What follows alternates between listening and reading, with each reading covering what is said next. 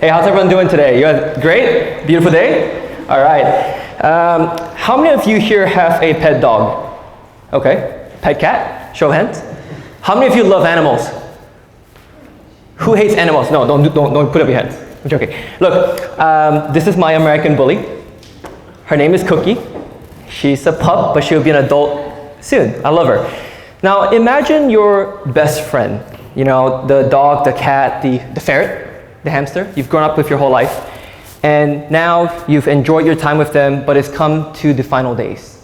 They are 15, 20 years old, and unfortunately, they are about to pass. And when the day comes and they pass, you're sad, you're grieving, right? You're like, oh man, this is the worst day of my life. And you have to go through the funeral process, the cremation, the burial process, and then you get home and you're like, oh, I still have to cancel that Chewy subscription box.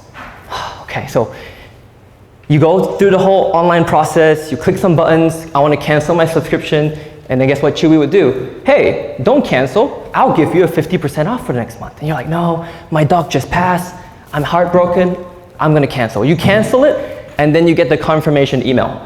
And it's like, boom, cancellation processed, you're not going to get any more Chewy boxes. That's what Anna Bros thought she did. Now come a few days later, she was checking the mail, and then she realized, there's a Chewy box. And she was frustrated. She was like, my love of my life just passed away, and I just canceled it, and you've charged me for another subscription box? That's crazy. But before she went to call Chewy and complain, when she opened the box, guess what she found inside? It wasn't, what was that? Flowers. There we go, boom. It wasn't more treats, it wasn't more toys, it wasn't more, nice things for her dog that passed. It was flowers and a condolence letter. And it's not just Anna that found flowers and condolence letters. In fact, a lot of Chewy customers, they're now owned by PetSmart, by the way, they found a ton of that as well. Now you might be thinking to yourself, Joel, you're talking about sales, right? You're going to help me sell more. Why are we talking about flowers and dogs and condolence letters? A couple of weeks ago, Chewy released their public earnings for Q2 this year. In 2025 so far, in the first 6 months, they've made over 9% growth compared to last year. In fact, their EBITDA, their net profit margins, increased by almost $40 million. The point I'm trying to make today is in a world, in an age that we're getting so much more digital, right? AI everything. You see gurus and trainers everywhere saying, you gotta sign up for all these software, learn AI, do this and that. I'm here to tell you today that if AI is used incorrectly, you will actually hurt your business. And so what we're going to cover today is how do you have a tech-enabled business that increases the multiple, the valuation of your company, but also help you sell more and make more money, right? Is that cool? Yes? Awesome. All right. My name is Joel Yee. I'm a TEDx speaker. My partners and I, we own a company called Sales Possible. We're a sales agency. We've won multiple 2 Comma Club awards. I've consulted the likes of Russell Brunson, ClickFunnels in the sales process. Work with a lot of big gurus, Dan Lok, Brandon Carter, Ryan Pineda, Rudy Mar, Ty Lopez, yada yada. These are just, anyone here coach? Consult? Yes? Amazing, most of you guys are. So I work in the coaching consulting space. I've been here for 8 years. Some of our, the man on the right, Mr. Dan Lok, my first boss. He's 5 million YouTube subscribers. I was his sales director. So the biggest ones we did selling information coaching masterminds, we sold over $2 to $3 million a month. So we did about 40 million a year. The man in the middle, Kevin Harrington, Original Shark, I shared a mastermind with him, with Jay Abraham, Brian Tracy, Les Brown, so I speak on stages and I travel the world speaking. That's kind of why we're here in Porto, right? Because speaking is fun. And then on the right, you might recognize him, a legend. He made $105 million in one weekend, Mr. Alex Hormozi, just last month. He crushed the world record. He's a stud. But had a pleasure to learn from him and just, learn from the best in the coaching space, right? But it's not about me today. I just want to show you basically why I feel like I qualify to talk to you about AI and also growing your business through a tech-enabled way. This is, you can't see it, but I'll just explain it to you. We use AI in every part of our sales agency. So from like our setters, when our setters outbound and they DM our leads, all the way to when people book in appointments with us, we have AI in every process. Now this is basically our AI call review system for closers. So all of our closers, imagine this, right? Whenever you finish a sales call, every single call is transcribed and then analyzed across 1 to 10 levels. of how well you did on your call. Your discovery, your pitch, your close, your objection handling. We rate every single one of our sales reps. Then we map it against the minimum performance, which is this row right here. I can tell you with absolute certainty that if you perform at these performance metrics, you will close a high-ticket sale. How cool is that? I don't think there's a lot of agencies or even enterprise companies that do that, but we built this through AI, so it's custom developed, and that's one of the examples of what we do, right? So all of our reps, we train them to hit KPIs so that they can close every single high-ticket deal. Okay, so Brendan Carter, King Keto, he said, we'll help you make over 38%. He does about 10 mil a year, so 38% is quite a big number for his bottom line. Shane here for his company Beyond Driven, we went from 50K a month to $500,000 a month in like 9 months. That's about a 9x in growth. And I think the thing I'm most proud of in my career is always helping salespeople go from like 20%, 10% close rates, all the way as high as 75, 80% close rates. Who here wants to close more? Anybody? Okay, just half the room. But if you really want to close more, I mean, it's important for you to know how to bump up your close rates, okay? So going back to this whole presentation, right? With Anna and Chewy, it was a story about instead of having this automated way of being boring and then like canceling, a subscription where it felt really almost unhuman because it's all automated. It was a beautiful story of how Chewy delivered amazing customer experience that was really human. Okay, so today we're going to cover really quickly the future of sales. Nothing fancy, just what I think the future of sales is. We're going to cover what the new sales landscape looks like in 2025. We're going to cover why human connection always wins. And then I'm going to give you all 3 human or heart-centered strategies. How many? 3 strategies you can apply, implement today to boost the sales and the revenue in your business. Lastly, we're going to look at what the future-ready sales org looks like. All right, so let's begin. Humor me for a second here, okay? Just want to humor me for a second. I don't teach it like this, I promise, but imagine if you were on a sales call and it was an actual like battle. The prospect and you. By the way, show of hands, how many of you have a sales team right now? You have closers. Okay, a few. How many of you close your own deals? Yeah, most of us. Good, cool. What if you have a sales team or you close your own deals? Imagine you are in a battle with your prospect, right? Again, and your prospect might have a sword, you might have a gun, they might have a gun, whatever. And I like to think of it in a funny way, whoever wins that battle closes the deal. But if the prospect wins the battle, you don't close. You walk away with an objection, like I want to think about it, right? So back in the 1900s, prospects were more primitive. They probably only had a club, kind of to bash our heads in with, right? But today, in 2025, they've evolved past clubs and knives and weapons. They have what we call the internet and laptops and computers. Now, Joel, where are you getting with this? But the reason why companies struggle today is not because of the lack of sales training or the lack of mindset training or the lack of the right team. Those are all important. But the reason why we're actually struggling today in sales is because that we are no longer higher than the prospect in terms of a battlefield. We're not even on the same level. Prospects, we're now below, right? Because prospects have so much information to our business, they know more about us than we do. They know your competitors' pricing, they know your pricing, they know your industry pricing. So prospects have all the information now that when you get into a sales conversation with them, it's no longer like they don't know anything. They know everything about you, and your sales team or you have to now get on that same playing field. Otherwise, you can't close deals. So 2025 is different. Buyers are sophisticated. Buyers are skeptical as ever, okay? And that's what I believe the new landscape is. So if we don't improve our skills, we don't improve our technology, we don't get better, it's going to be very hard for us to keep up in the coming years. There's also a lot of new software tools, right? And I see a lot of, how many of you see ads on social media all the time? Do y'all realize there's so many more gurus teaching AI? I think I scroll in my social media posts, everyone is an AI guru now. And it blows my mind because they're saying to people, oh, install this thing or try my bot, try this, buy this, buy that. I'm like, that's not the right advice because you could buy all the best AI tools like Gong or Chorus or Salesforce, but if you don't know how to use them, it just becomes a complicated mess for you and your team. And a lot of companies, they unfortunately fall into that. When we do an audit, the number one reason why a lot of companies can't scale is because there's too much complexity within their sales process. Seriously, it's just too complex. Just make it simple. 88% of buyers, they say that trust today is the number one factor why they buy. Trust, not just pricing, trust, right? I used to think that cheaper products and services would sell more. No. It doesn't matter how much your products or services are, it's trust. Salesforce said that 61% of people with the advance in AI technology and agents, they say that it's even more important for companies to be trustworthy. So imagine for a second, 60 to 88% of customers now want more trust.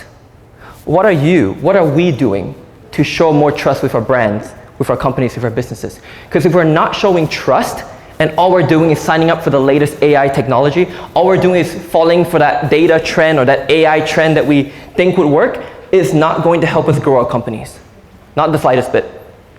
So Joel, how do you actually build trust exponentially? Right? You probably guessed it by now. Just like Chewy, just like many others, is authentic human communication. Real quick story. These are vinyl CDs, vinyl tape where you play music. Anybody heard of a company called Blockbusters in the States back in the day? Yeah, Radio Shack. So I guess the popular story is that Blockbusters and Radio Shack, they died, right? Because Netflix came on scene and Spotify came on scene and then Radio Shack went bankrupt and then Blockbusters went bankrupt, right? So it's like this whole news about, wow, technology is scaling. You better keep up with the times. If not, your company will become like Blockbusters. And I get it. I get why people market that way. But the reality is further from the truth. You can't just keep scaling with AI and technology because this is according to the Revenue Industry of America, the Recording Industry of America, where they present platinum and gold awards to all these musicians. Even though paid streaming hit 100 million subscribers in 2024, look at the last line. Vinyl continued a 20-year surge. Vinyl. We're talking about physical records. So it's grown 7% to $1.4 billion, but I thought that was dead. I thought people wanted Spotify. I thought nobody wants to listen to CDs. No, the data disproves it. So can everybody say a word for me? Please repeat this word, cyclical. Cyclical, it basically means cycles, right? I believe that business, life, and history moves in cycles. So when everyone is like, this group of people say, okay, it's time to jump on the AI bandwagon. Let's get more technology. Let's get more AI. What do you think our customers actually want? No, they don't want that. They want to be more human. They want you to care. They want you to actually give a damn. They want you to stop using the AI. Right? So as businesses today have all these fancy software and technology, I believe that it's going to be just like the vinyl records. If you stay more human-centered, you stay more focused on people without all this fancy technology, I believe you will win. Because that's what people want, right? People want authentic human communication or connection. Okay, so 3 key strategies, and then we'll wrap it up. The first strategy is what I call empathy-driven discovery. So I teach sales. I'm a sales trainer, right? And the first thing we teach in sales is discovery. Here's how you run a discovery, right? You ask prospects questions. I find a lot of people that I work with, closers and setters, they don't actually know how to do Socratic selling, which is a series of asking questions. They don't know how to do even consultative selling. All they do is they get excited, they act like a typical salesperson, and they start pitching features and benefits and why you should buy. That's not the way to sell, right? The way to sell is obviously through Socratic selling, asking questions. But I say this all the time to my students. Tech gives you data, but empathy gives you insight, right? Tech might give you data. You might have, this fancy, Joel, I got this fancy pitch deck that I made from Canva and it's all AI. I'm like, it doesn't matter. Because until you have empathy, you're not gonna close deals, right? I won't have time to train y'all on sales today. If 15 minutes, there's no way, it's impossible. But if you want it, this is a free script. We've collected over $250 million. All you gotta do is just go to Instagram, hit follow, DM the word script, and then you'll watch, this is the whole point I'm doing this, you watch my business use automation and AI to send you this script for free. So if you ever wanted it, just go to Instagram, send me a DM script, and you can kind of watch in action how my business uses AI, but it's not overdone. Like, I'm not like doing everything AI. My team is still there, we're human, right? And if you want to learn proper discovery, just get the script. Cool. We'll show you this at the end, so we can just continue. I'll show you this at the end. It's official Joel Yee. Thanks, guys. All right, second thing. Oh, it doesn't show number 2. Second thing is what we call tech-enabled personalization. Okay, now this is really important. This is how we run with AI in our agency today. Bots start all of our conversations. Okay, so AI, technology, we use it to start. The reason why is because it scales. But then our humans, our sales team, they close all the loops. I do not let AI and tech run my entire sales process. I think that would never work. So I think of like a relay race, right? The baton handoff. The first half of the race is AI, but then the last half is all humans. Okay? That is what I believe will scale in 2025 and onwards. Some example software tools that you could look into. This is called Charlie.ai. It's made by my friend called Iggy. But like, it's basically a 24/7 AI setter bot. And there's a ton of them like this. You can find them online. If you meet me outside, I can tell you what tools are good. I'm not affiliated, I don't sell any of these, but there are just a lot of tools you can implement that are the right tools. But please, just use it at the beginning of the buyer's journey. That's it. Don't use it throughout the entire sales process. It will only hurt what you do. Lastly, authenticity at scale. How do you scale trust, right? Instead of doing everything manually, how do you make it more fast-enabled, tech-enabled? This is an example here, very cool.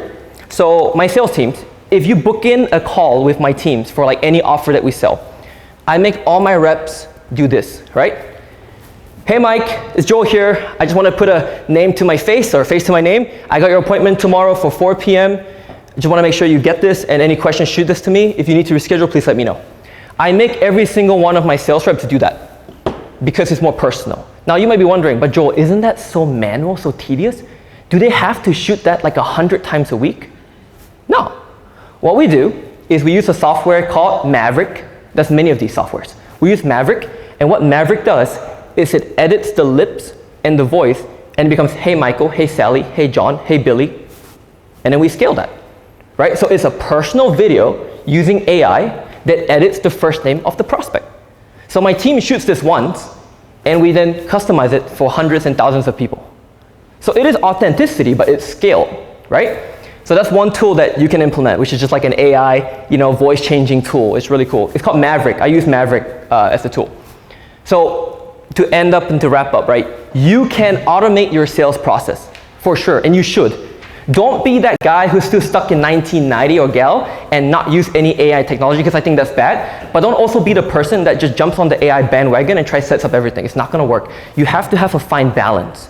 That's what's gonna work in this century onwards, right? So you can automate the process, but never automate care. You can't automate care. Like what Chewy did, sending condolence letters and flowers, that's real human connection.